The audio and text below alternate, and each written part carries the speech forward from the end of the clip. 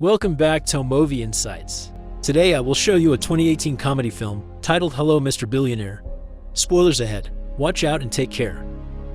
Duo Yu Wang is a 37-year-old goalkeeper for minor league soccer team Dachang who hasn't had a very successful career. In the past few years, he's bitten an opponent and gotten kicked out of the game for it, played for a female team while pretending to be a woman, worked as a human sushi plate, and even modeled with no clothes for painters. When Mr. Jin calls him to have lunch with him, Duo Yu thinks he's about to be recruited to a more successful team, but it's actually exactly the opposite. Mr. Jin wants to pay him so Duo Yu will lose his next match on purpose, but he turns down the offer, explaining he dislikes fraud and for this, he won't allow the other team to make even one goal.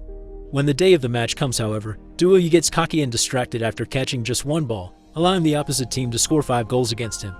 The other team's players even throw him up in celebration for having lost so easily to them. After being kicked out of the team, a depressed Duo Yu doesn't want to leave his apartment, but his teammate and best friend Chang Zhuang visits him and drags him out to take him to talk to the coach, promising he'll get his job back. His plan doesn't go well though. The coach has no interest in taking Duo Yu back and thinks a dog is already a better goalkeeper than he ever was. When Chang Zhuang threatens to leave if Duo Yu isn't welcome back, the coach laughs and lets him go, considering losing both of them at the same time a great thing for the team. On their way back home, when stopping the car at a red light, a traffic racketeer pretends to have been hit by them. Since he refuses to admit he's acting, Duo Yu and Chang Zhuang grab him, bump him against the car a couple of times and even use his body to clean the car window. A young woman Xiaoju suddenly sees them and calls them bullies, recording everything with her phone and calling over more people to be witnesses, not believing the racketeer explanation since she caught them with their hands in the cookie jar. This lands both of them in jail. The one to pay for their bail is Mr. Jin, who tells Duo Yu he isn't actually involved in the soccer business and their meeting the other day had only been a test. He takes them to his office and, after telling Chang Zhuang to wait outside, he introduces Duo Yu to Mr. Yan and Mr. Lai of Guanming Trust Fund.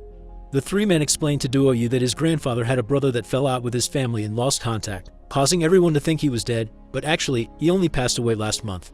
Duo Yu is the sole heir to his fortune, but to be able to receive the money, he has to pass a test, which his second grandfather explains through a video he recorded before dying. Duo Yu must spend 1 billion yuan in 1 month, and if he's successful, he'll receive the rest of his second grandfather's money, 30 billion yuan.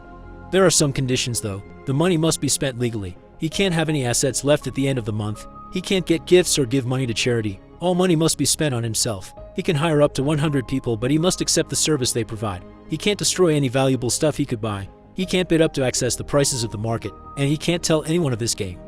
In case his grandson can't take the challenge, the old man has added a coward clause. Duo Yu has the option to take 10 million yuan and leave as if nothing happened, which means the fortune would stay in the trust fund for Mr. Yan and Mr. Lai to use, or accept the challenge, which could leave him with nothing if he loses.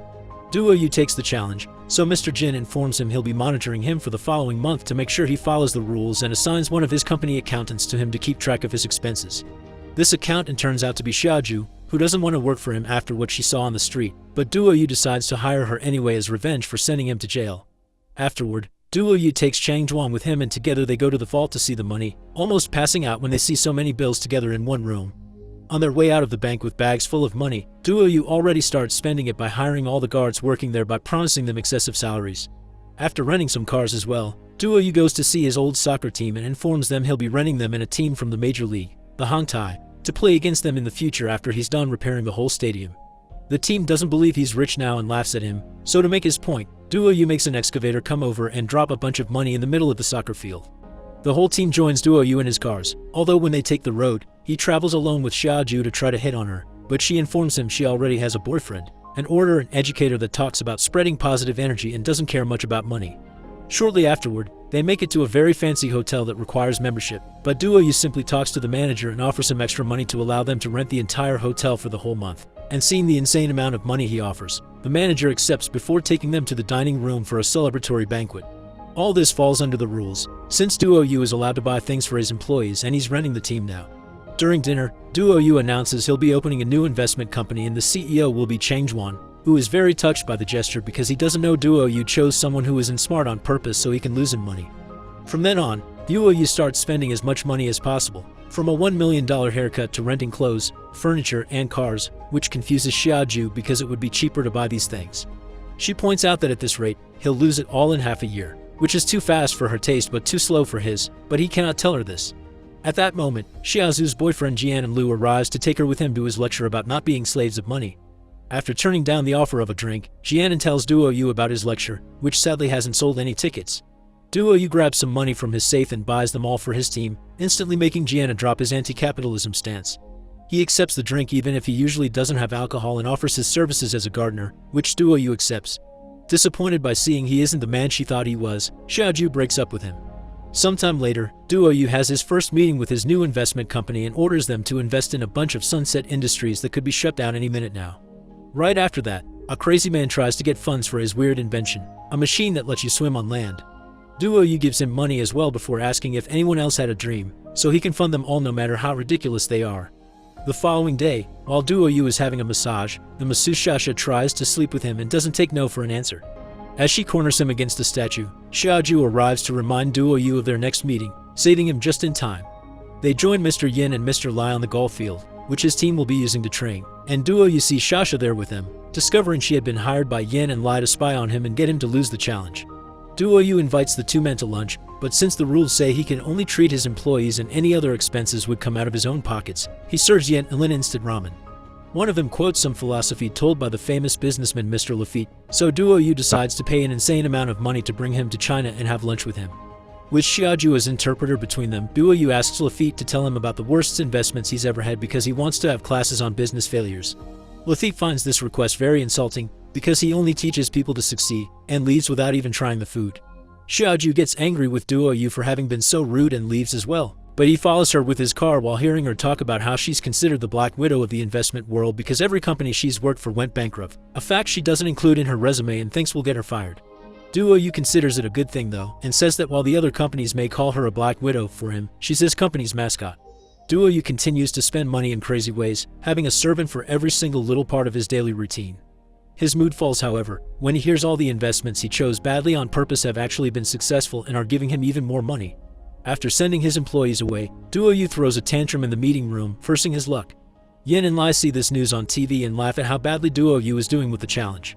After having a nightmare about burning the money and meeting his second grandfather, Duo Yu is woken up by Chang Zhuang, who wants to introduce him to an old friend of his to see if there's room for him in the team. As soon as Duo Yu sees the man with a bad eye and a cheap choice of clothes, he hires him on the spot. Feeling very grateful, Chang Zhuang promises they'll work hard and maybe one day they can celebrate with fireworks, giving Duo Yu an idea. Meanwhile, Xiaoju is spending her birthday alone in her apartment with a little cake she got for herself until Jianan shows up out of nowhere. After giving her flowers, he takes her cake and starts eating it without even asking for permission while telling Xiaoju he has an idea for a book in mind and he'd appreciate her asking Duo Yu for fonts. Xiaozu's reply is smashing the cake on his face before kicking him out and going to see Duo Yu for some business matters. He doesn't let her talk about work tonight though, he just shows her the surprise he's prepared for her. Thousands of fireworks illuminating the sky all over the city. When Xiaoju mentions her birthday, Duo Yu pretends this is her present when he actually had no idea of the date. While she is quite touched by the gesture, she still tells him they can't date because they're from different worlds, and she'll only see him as an uncle or brother. Sometime later, Xiaoju discovers there are posters with her face all over the city that Duo Yu has put up to convince her to give him a chance. There also are ads on TV and the radio asking for the same thing. This puts the attention of the public on her, who follow her around to take selfies with her. She calls Duo Yu to take care of the problem, but he just invites her to a concert instead of listening, so Xiaoju hangs up on him and takes a taxi while hiding her face. When the driver stops the car at the red light, the same traffic racketeer from the other day shows up and pretends to be hurt again, making Xiaoju realize Duo Yu hadn't been lying after all. Seeing him with new eyes, she arrives at the hotel and accepts Duo Yu's concert invitation, saying she'd like to know him better. The concert turns out to be a private affair in the hotel with her favorite singer. After dancing and taking pictures with him, Duo Yu takes Xiaoju out for dinner, then they play soccer with some kids at the park and have a lovely walk together by the river. Meanwhile, Yin and Lai call Jianan and hire him to help them make Duo Yu lose the challenge. Speaking of Duo Yu, he falls under more stress when he sees his soccer team partying instead of training, and Chang Zhuang informs him the company has made another billion. After punching his friend, Duo Yu throws himself into the swimming pool to calm his nerves, and while remembering everything he's learned so far, he gets an idea. After getting Mr. Jin's approval, he makes a special presentation at the mall announcing his new project, a fat insurance program. You only pay 1 yuan for it, and the company will pay you back for every gram you may lose. The program is a success, which drives Yin and Lai crazy, but they can't do anything about it because, as Jin explains, insurance is a legal business and what Duo Yu came up with is technically not charity. A huge amount of people sign up and start exercising all over the city, sometimes under the guidance of Duo Yu himself. Gyms are crowded, and people begin to use alternatives like normal stairs and even the land swimming machines. This project earns Duo Yu an award as Humanitarian of the Year, and when he goes up to the stage to receive it, he tries to explain he's not doing this to help people but because of business reasons, but nobody takes him seriously. When the day of the soccer match finally comes, the players of the Hong Tai team promise they'll break a record and make a 2-digit number of goals. Most of the stadium is cheering for them, while Dashong only has a small section of fans among the crowd, but they still manage to make a big entrance by arriving in helicopters.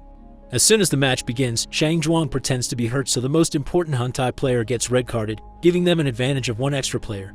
Sadly, this isn't enough, and during the first half, Hong Tai scores 8 goals while Dashong makes 0. Duo Yu thinks they should at least stop them from scoring 2 digits to keep some dignity, so during the second half, they try some ridiculous tactics like forming a circle of players around the opponent. This is still not enough to stop them from making the 9th goal, so the Dashong goes for their last and most desperate strategy, putting all players in front of their goal to stop any incoming balls, even if they have to use their faces or groins to achieve it.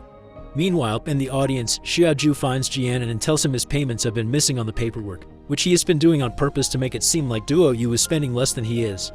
Tired of hearing her defend him, Jianan finally tells her the truth about the game, claims Duo Yu is just using her, and tries to win her back, but Xiaoju hits him with her purse and leaves the stadium, intending to tell Mr. Jin about all this.